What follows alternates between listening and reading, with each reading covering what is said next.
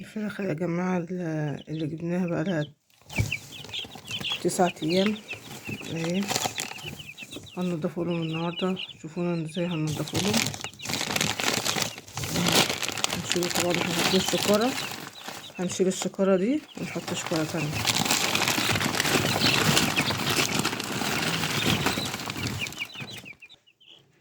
اهي يا جماعة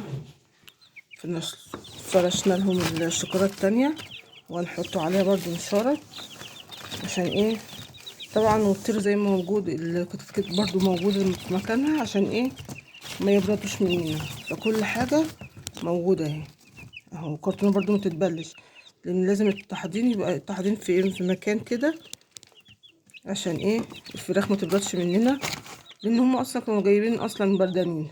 فاحنا بص على قد ما تقدروا اللي انت ايه تنضف وهم في مكانهم اهو. حطينا النشارة، عندك تبنة حطي، عندك نشارة حطي، تمام كده اهو. كده نحط حاجة عشان نعلو المية